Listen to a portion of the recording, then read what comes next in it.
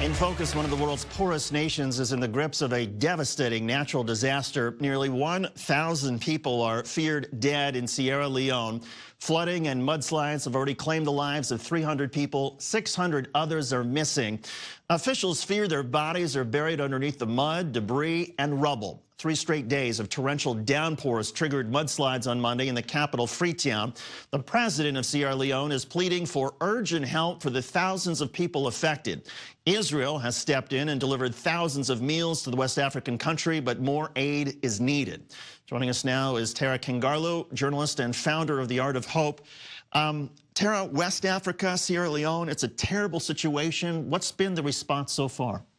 David, we have to remember that Sierra Leone is one of the poorest countries in the world. This is a country that has suffered years of civil war. Thousands of people died from 1991 to 2001. And if you remember, a couple of years ago in 2014, Ebola broke, and over 4,000 people died due to that tragedy. And now you have an unprecedented mudslide that is ongoing with regards to the people who are missing. So today, actually, the president and the government invited people to go to the city's largest mortuary and search for their loved ones. So this is truly a tragic situation for this very vulnerable country. And you were just telling me you spoke on this day to somebody in Sierra Leone who described the situation.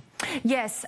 When you speak with people inside Sierra Leone, they are truly devastated because they don't know where their loved ones are. They have no news of where their family members are. The person I spoke with is actually a police officer from Sierra Leone. She happens to be in the United States and is on a fellowship to go back and work on corruption in her town, Freetown. And she tells me that she couldn't talk to any of her family members. And one of the things that she mentioned is that when is this going to stop for the people in our country? Because we don't have the capacity, the economic infrastructure, the corruption is soaring. And how can we help our people? Yeah, in addition to all the mudslides, power and electricity have been knocked out by the rain, so it's very difficult to get a hold of people there. How difficult is it for international groups to get aid into West Africa?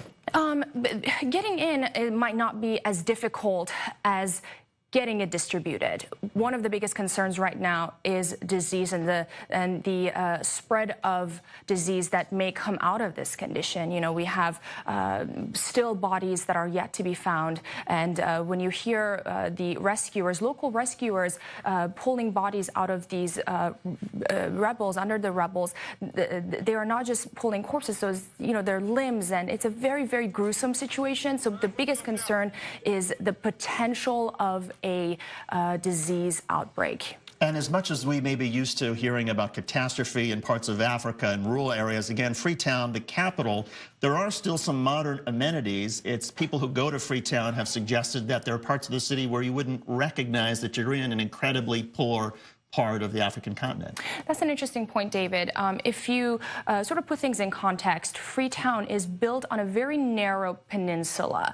And as a result of war, a lot of people have left villages and smaller cities and came to Freetown. But this city does not have the capacity to hold the entire population. So a lot of these folks have moved up these mountains. And the mountains are deforested without abiding by standard codes. So it has created a situation where you have huts and shacks next to these beautiful houses that, we see, in Los Angeles and, spread out areas. So there is no structure to this setup, and that's why we saw this chaos, because there has been warnings of mudslide in this country. So the warning was there, but because of the way the setup is, it has been more tragic. Tara Kingarlu, journalist and founder of The Art of Hope. Tara, thanks for coming in. We appreciate it. Thanks for having me. And now look beyond stateside in our global roundup. In the